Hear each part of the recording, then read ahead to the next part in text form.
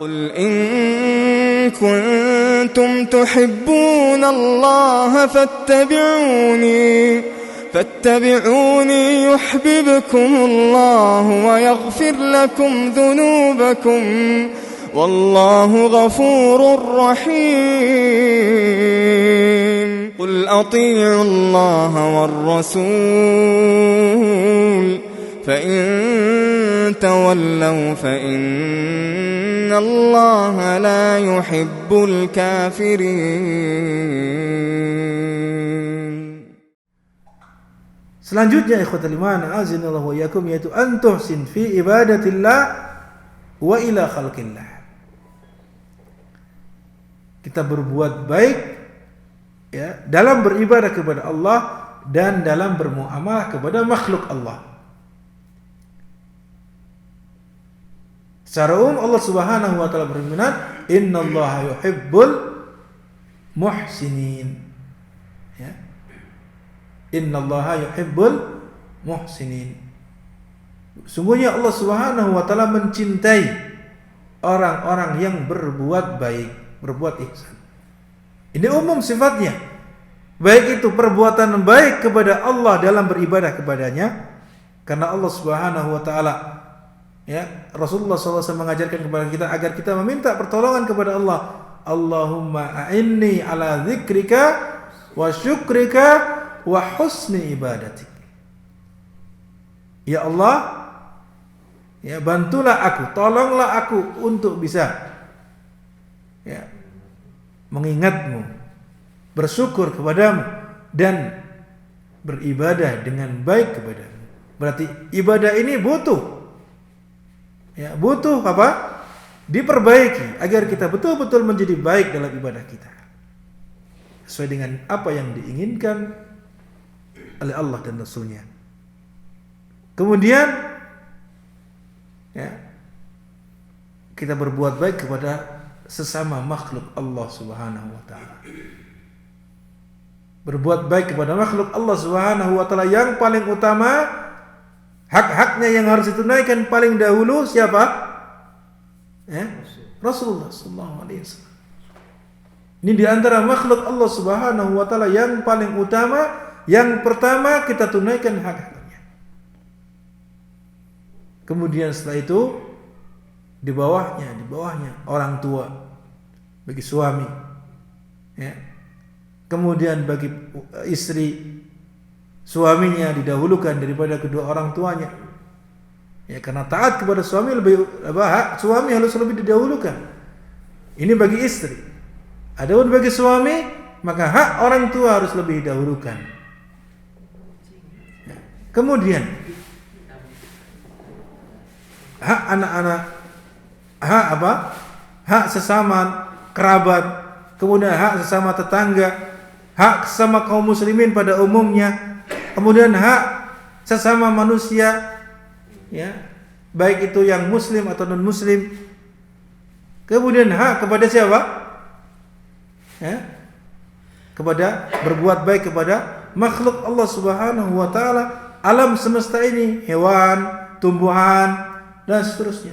Dan bukan merusak, ya, bukan membuat kerusakan. Akan tapi Allah Subhanahu wa taala jadikan hewan, tumbuhan untuk kita semua, bukan untuk kita rusak, akan tapi untuk kita manfaatkan. Ya, untuk kita manfaatkan dalam kebaikan. Ya. Kalau hewan yang halal misalkan, maka boleh kita jadikan sebagai untuk apa? Untuk makan, dijadikan untuk alat untuk perdagangan atau untuk bekerja seperti membajak dan seterusnya, kendaraan, maka ini boleh. Bukan untuk kita jadikan sebagai alat yang merusak. Nah, ini ikhwatul iman azanillahu wa iyyakum, yaitu antuhsin fi ibadatillah wa ila khalqillah. Kita berbuat baik kepada Allah Subhanahu wa taala dalam beribadah kepadanya dan berbuat baik kepada makhluk Allah Subhanahu wa taala sesuai dengan urutan-urutan yang kita sebutkan tadi. Maka insya Allah ketika kita berbuat baik kepada Allah dalam beribadah kepadanya, memperbagus ibadah kita. Karena memperbagus ibadah ini adalah itu yang diminta, bukan memperbanyak ibadah, tapi tidak bagus. Allah Subhanahu wa taala berfirman ya dalam surat Al-Mulk, alladzi khalaqal mauta wal hayata liyabluwakum ayyukum ahsanu amala. Dialah Allah yang menciptakan ya kematian dan kehidupan, liyabluwakum, untuk menguji kalian, mana di antara kalian yang lebih bagus, lebih baik apa amal ibadahnya. Mana di antara kalian yang lebih bagus ibadahnya? Ayyukum ahsanu amala, bukan ayyukum aktsaru amala. Bukan mana di antara kalian yang paling banyak amalnya, tidak, akan tapi yang paling bagus amalannya. Para ulama menyebutkan di antaranya Fudail ibn Iyad bahwasanya yang bagus amalannya adalah makana mukhlisan wa shawaba. Orang yang beribadah kepada Allah Subhanahu orang yang dikatakan bagus ibadahnya kepada Allah Subhanahu wa taala adalah orang yang ikhlas dan yang benar. Itu benar apa? Mengikuti petunjuk Rasulullah sallallahu alaihi wasallam. Ini baik dalam beribadah. Ya, ibadahnya menjadi baik. Butuh kita perbaiki ibadah kita. Ya. Menunjukkan ibadahnya baik selain ikhlas kepada Allah Subhanahu wa taala, kita mengikuti petunjuk Rasulullah. Berarti di sini menuntut untuk kita lakukan adalah apa? Ibadah kita berdasarkan ilmu, berdasarkan petunjuk Rasulullah sallallahu alaihi wasallam. Tidak lain kita bisa mengetahui ini petunjuk Rasulullah, tidak lain adalah dengan ilmu. Tidak lain adalah dengan ilmu. Selanjutnya ikhwatul iman, a'azanillahu wa iyyakum, adalah wajib 'alal fara'id wan nawafil. Ya. Terus menerus biasakan untuk melaksanakan amal-amal yang wajib dan amal-amal yang sunnah, yang nawafil. Ini adalah juga penyebab Allah Subhanahu wa taala mencintai seorang hamba, di mana di dalam hadis Rasulullah sallallahu alaihi wasallam ya, dalam hadis qudsi sebutkan bahwasanya apa? Wa ma taqarraba ilayya 'abdi bi syai'in ahabba ilayya mimma iftaradtu alaihi. Tidaklah seorang hamba mendekatkan diri kepadaku dengan sesuatu yang lebih aku cintai daripada apa yang aku wajibkan kepadanya.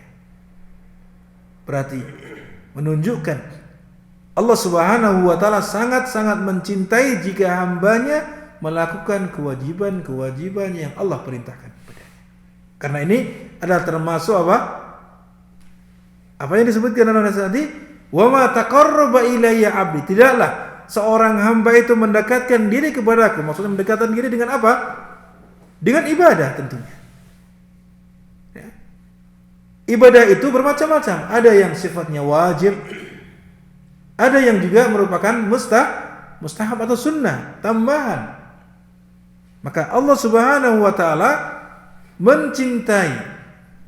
lebih mencintai hambanya tersebut ketika dia melakukan kewajiban-kewajiban yang Allah perintahkan kepadanya. Ya. Kemudian dilanjutkan, wa ma yazalu 'abdi yataqarrabu ilayya bin nawafil hatta uhibbah. Setelah dia apa? Melakukan perintah-perintah yang wajib, kemudian dia terus-menerus mendekatkan diri kepada aku dengan ibadah-ibadah tambahan. Maksudnya ibadah tambahan ini berupa amal-amal sunnah, amal-amal yang sifatnya mustahab, ya, hatta uhibbu, sampai aku mencintainya. sampai aku mencintai. Ini menunjukkan seseorang ketika dia membiasakan terus-menerus dalam kehidupannya dari amal-amal wajib ditambah amal-amal sunnah, maka jelas Allah akan mencintainya. Disebutkan dalam hadis qudsi tadi. Ya. Maka pertama kali yang paling kita utamakan adalah masalah kewajiban. Jangan sampai kita lengahkan, jangan sampai kita lupakan kewajiban kita. Jangan kita mengejar yang sunnah tapi kita tinggalkan yang wajib. Kebalik. Akan tapi apa? Dahulukan yang wajib baru kemudian tambahi dengan amalan sunnah agar kita menjadi wali-wali Allah Subhanahu wa taala. Ya, yang terbaik. Menjadi wali-wali Allah Subhanahu wa taala yang terbaik. Karena wali-wali Allah Subhanahu wa taala terbagi menjadi 3. Yang pertama zalimun li nafsi, kemudian yang kedua muqtasid, dan yang ketiga adalah apa?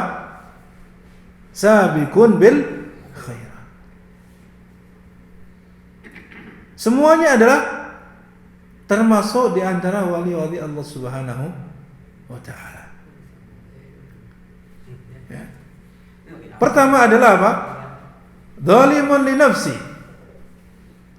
Zalimun li nafsi. Apa zalimun li nafsi? Dia mendolimi dirinya sendiri, berbuat zalim kepada dirinya sendiri. Maksudnya apa? Dia di samping dia melakukan ketaatan kepada Allah Subhanahu wa taala, dia juga masih suka, masih senang melakukan perbuatan kemaksiatan. Maka dia mendolimi dirinya sendiri. Mendolimi dirinya sendiri. Kemudian yang kedua muqtasid. Muqtasid ini orang yang muqtasid, yang pertengahan. Muqtasid itu berasal dari kata iktisad. Iktisad itu orang yang hanya mendatangkan kalau muqtasid, kalau kelas ekonomi pokoknya yang mencukupkan diri dengan amal-amal tersebut. Itu amal-amal wajib maksudnya. Hanya melakukan amal-amal wajib saja, tidak mendatangkan amal-amal sunnah. Ya. Salat fardu sudah, salat fardu tidak perlu zikir, tidak perlu salat sunnah rawatib, tidak, sudah cukup salat fardu saja.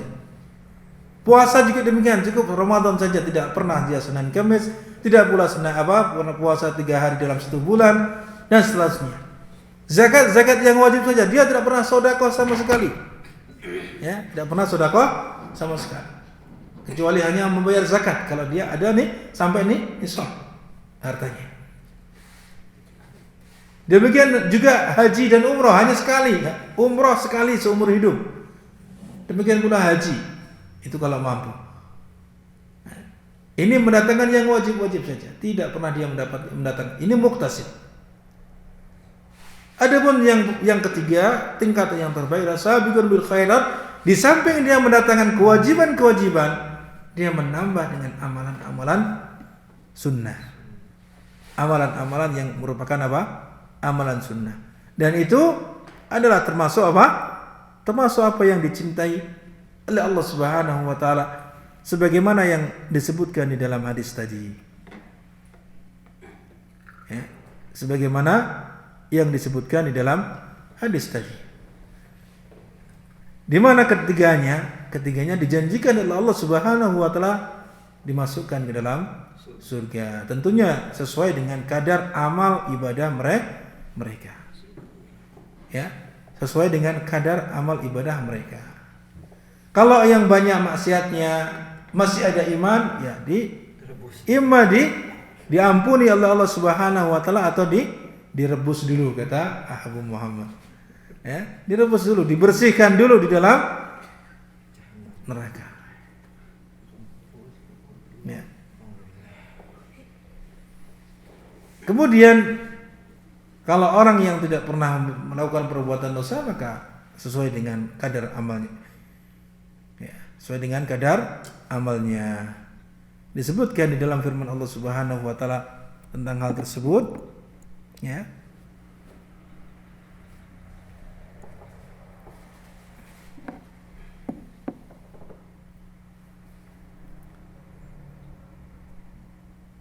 di mana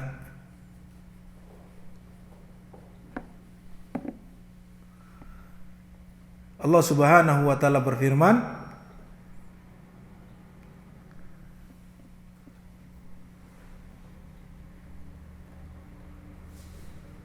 atau menyebutkan ya,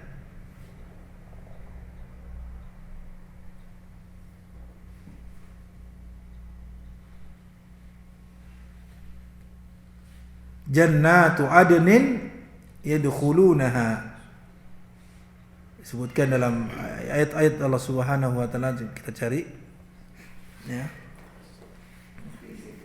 sebutkan dalam firman Allah Subhanahu wa taala,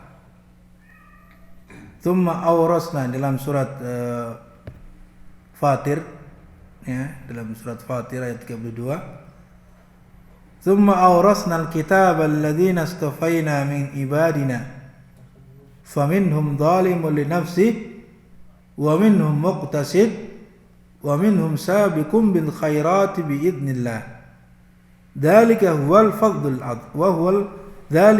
fadlul kabir.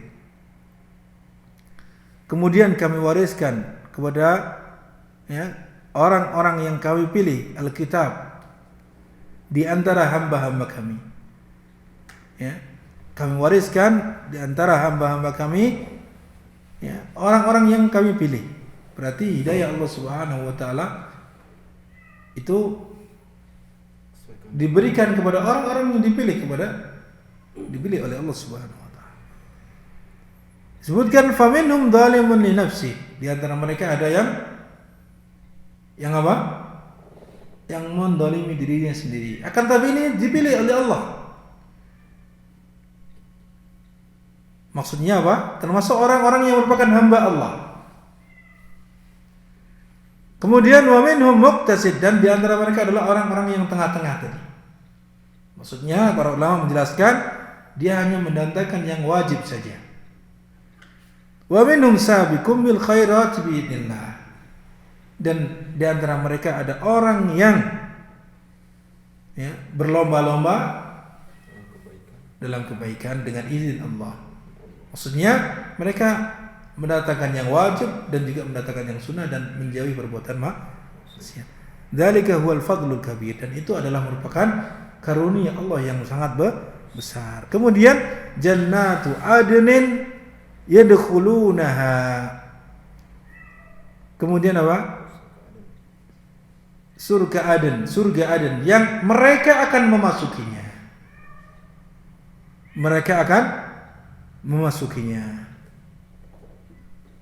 Yuhallawna fiha min asawira min dhahabin wa lu'lu'a wa libasuhum fiha harir. Yang mereka nanti akan dihiasi dengan perhiasan emas dan juga mutiara, dan juga pakaian mereka dari harir, sutra. Masya Allah. Ini balasan Allah Subhanahu wa taala kepada mereka yang mendolimi diri sendiri.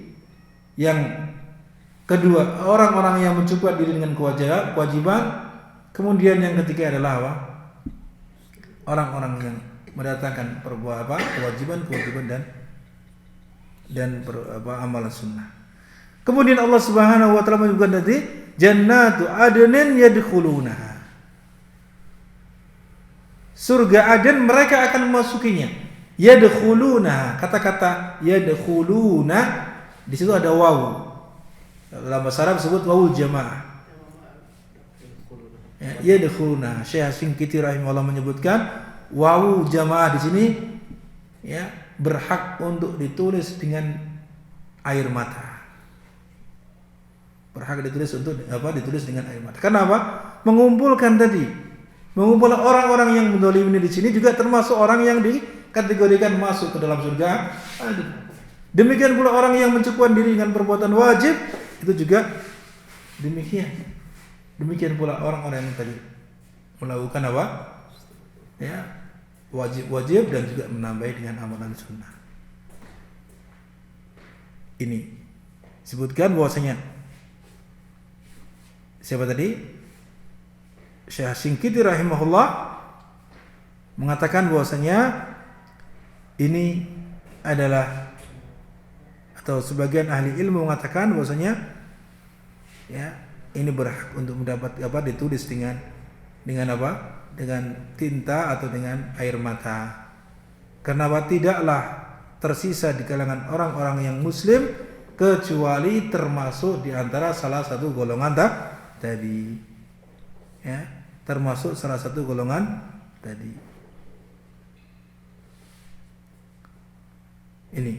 Ini ikhwatul iman azanallahu iyyakum.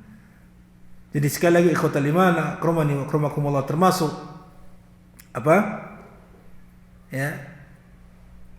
Agar mendapatkan cinta Allah Subhanahu wa taala adalah kita membiasakan diri terus-menerus mengamalkan amal-amal yang wajib dan menjauhi dan menambah dengan amal-amal yang sunnah serta menjauhi perbuatan-perbuatan maksiat. Ini saja yang dapat kita sampaikan pada pertemuan pagi hari ini. Mudah-mudahan bermanfaat. Saya akhirin kafaratul majlis. Subhanakallahumma wa bihamdika asyhadu an la ilaha illa anta astaghfiruka wa atubu ilaik. Assalamualaikum warahmatullahi wabarakatuh.